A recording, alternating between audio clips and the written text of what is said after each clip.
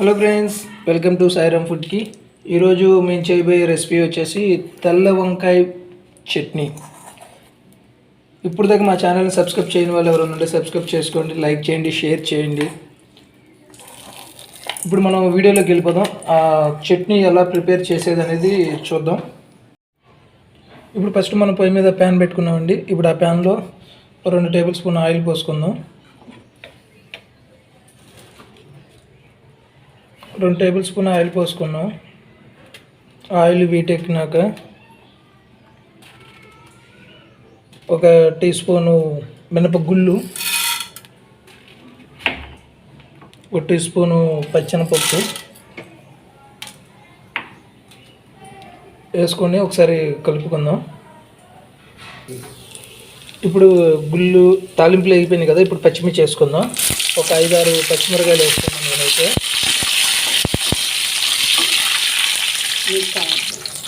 ఇప్పుడు పచ్చిమిర్చి పప్పు మొత్తం అంతా వేగిపోయినాయండి. ఇప్పుడు మనం ఇవన్నీ సపరేట్గా ఒక గిన్నెలోకి తీసేసుకుందాం.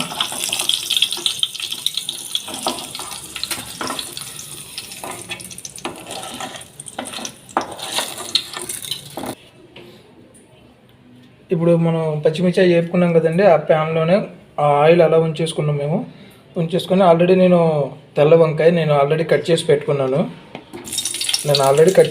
పీసుల కిందలాగా. సో శుభ్రంగా కడిగేసుకున్నాం. ఇప్పుడు అవి వేసుకున్నాం మనం.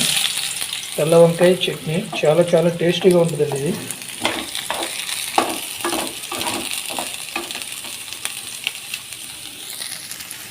ఇప్పుడు ఒకసారి మనం దీన్ని ఒకసారి కలిపేసుకుందాం. ఎందుకంటే ముక్కలు ఆయిల్తో వేసాం కదా.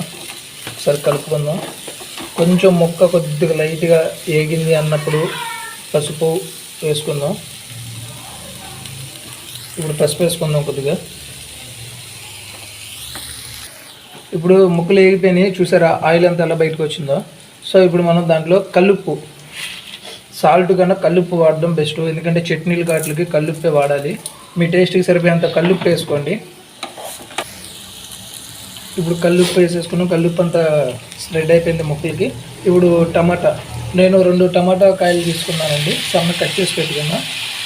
మీరు కూడా అలాగే మీకు ఎక్కువగా గ్రేవీలో కావాలంటే ఎక్స్ట్రా తీసుకోవచ్చు. నేనైతే 2 కాయలు తీసుకున్నా. ఇప్పుడు ముక్కలు వేసేసుకున్నాం, కలిపేసుకున్నాం. సో ఇప్పుడు మనం ఒకసారి మూత పెట్టేసి ఒక 2 నిమిషాలు వదిలేద్దాం దాన్ని. ఆ టమాటా ముక్క అంతా మగ్గిపోద్ది.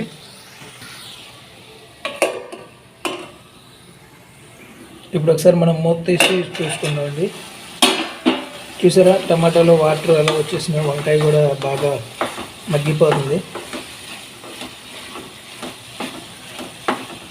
ఇప్పుడు దాంట్లో కొంచెం చింతపండు, నేను నానబెట్టలేదు, డైరెక్ట్గా వేసేసాను. ఎందుకంటే ఆ టమాటా గుజ్జుకి ఆ చింతపండు అనేది ఉడికిపోద్ది ఆ వేడిలో.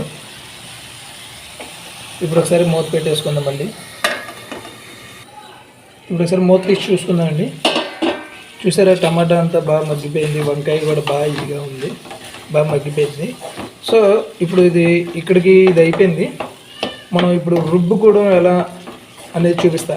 ఇప్పుడు ఏంటంటే అందరూ రొటీన్గా మిక్సీ, గ్రైండర్ వాడుతున్నారు.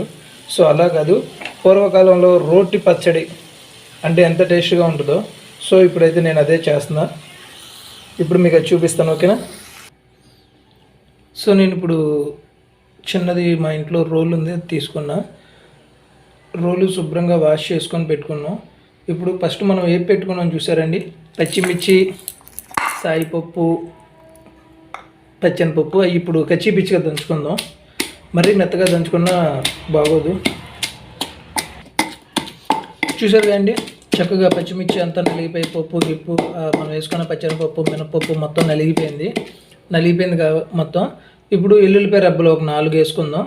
అలాగే 1 టీ స్పూను జీలకర్ర కూడా వేసుకుందాం. ఒకసారి దంచుకుందాం. మళ్ళీ మనం వేసుకున్న ఎల్లుల్లిపాయ, పచ్చిమిర్చి, జీలకర్ర, పప్పులు మొత్తం నలిగిపోయినాయి. సో ఇప్పుడు నేనైతే కొత్తిమీర వేసుకుంటున్నా. అది కట్ చేయలేదు, కాడలుగానే వేసుకుంటున్నా కొత్తిమీర. దాంట్లో వేసి కచ్చిపిచ్చిగా దంచుకుంటే ఏమవుతుందంటే దాని ఫ్లేవర్ వస్తుంది, చాలా టేస్టీగా ఉంటుందండి. ఒకసారి మీరు కూడా ట్రై చేయండి. ఇప్పుడు కొత్తిమీర అన్నీ నలిగిపోయినాయి. మనం ఇందాక పెట్టుకున్నాం కదండి, వంకాయ, టమాటా, చింతపండు. ఇప్పుడు అవి వేసుకుందాం.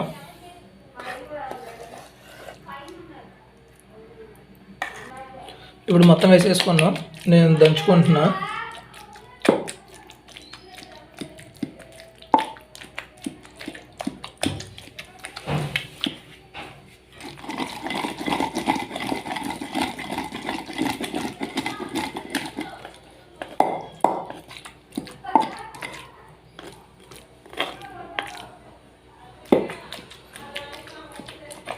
ఇలా దంచుకోవాలండి కచ్చిపిచ్చిగా. వంకాయ ముక్క కూడా మనకి కొద్దిగా కనిపించేటట్టు ఉండాలి. ఇలా దంచుకోవాలి. వంకాయ టమాటా అన్నీ కనిపించేటట్టుగా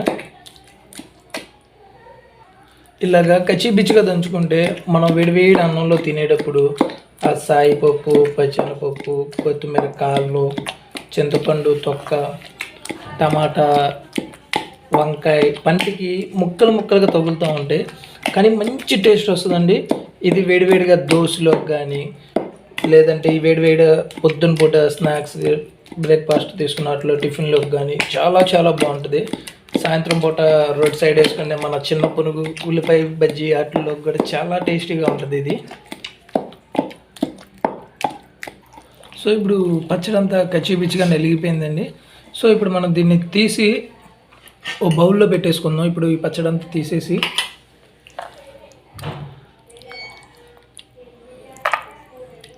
చూస్తున్నారు కదా, ఎక్కడికెక్కడ అక్కడక్కడ కొంచెం కొంచెం టమాటా ముక్కలు, వంకాయ ముక్కలు ఇవన్నీ ఎలా కనిపిస్తున్నాయో. కానీ మంచి టేస్ట్గా ఉంటుందండి ఈ పచ్చడి. మేమైతే చిన్నప్పుడు మా అమ్మమ్మ గారు ఇలా పచ్చడి నూరి పచ్చడంతా తీసి ఒక గిన్నెలో పెట్టేసిన తర్వాత కొద్దిగా అన్నం తీసుకొచ్చి ఆ రోట్లో వేసి కలిపేసుకొని 2 ముద్దలు గబగబా నోట్లో పెట్టేసుకుంటామండి. ఎందుకంటే చాలా టేస్ట్, చాలా చాలా బాగుంటుంది అలా చేస్తే. మాకైతే ఇలా ఈ పచ్చడి చేసుకున్నప్పుడల్లా మా అమ్మమ్మ గారు గుర్తొస్తూ ఉంటారు. పాత రోజులు చాలా చాలా గుర్తొస్తూ ఉంటాయి. సరే మీరు కూడా ట్రై చేసి చూడండి. ఇప్పుడు మనం పచ్చడి అంతా ఒక గిన్నెలోకి తీసుకున్నాం కదా, ఇప్పుడు పోపు వేసుకుందాం వెళ్ళి. ఇప్పుడు పొయ్యి మీద ప్యాన్ పెట్టుకున్నామండి. ఇప్పుడు మనం తాలింపుకి సరిపోయేంత ఆయిల్, నేనైతే 2 టేబుల్ స్పూన్ ఆయిల్ పోస్తున్నాను. నూనె ఇవ్వండి. ఆవాలు, సాయిపప్పు, పచ్చెనపప్పు, జీలకర్ర అన్నీ మేము కలిపి పెట్టుకున్నాము పోపులో. మీకు కావాలంటే విడివిడిగా వేసుకోవచ్చు, లేదంటే మొత్తం కలిపి కూడా వేసుకోవచ్చు. 2 ఎండుమిరగాయలు మేము పక్కన పెట్టుకున్నాం. సో ఇప్పుడు ఆయిల్ వీటెక్కింది. ఇప్పుడు మనం పోపు వేసుకుందాం. చూసారా, ఆవాలు, జీలకర్ర ఇవన్నీ చిటచిటమంటున్నాయి. అవన్నీ అలా అంటేనే మంచి ఫ్లేవర్ వస్తుంది, చాలా బాగుంటుంది. ఇప్పుడు పోపు అంతా వేగింది. ఇప్పుడు మనం ఎండుమిర్చి 2 వేసుకుందాం. దాంట్లో ఎండుమిర్చి, కరివేపాకు. సో ఇప్పుడు పోపు అంతా రెడీ అయిపోయింది. చూసారు కదా, చక్కగా ఎండిమిరగాయ, కరివేపాకు, సాయిపప్పు, ఆవాలు, జీలకర్ర ఇవన్నీ బాగా వేగిపోయినాయి. సో ఇప్పుడు మనం పచ్చడి తీసుకుందాం. ఆ పచ్చడిలో ఈ పోపు వేసి తాలింపు చేసుకుందాం. సో ఇప్పుడు పోపు వేసేసుకుందాం మనం ఈ పచ్చడిలో.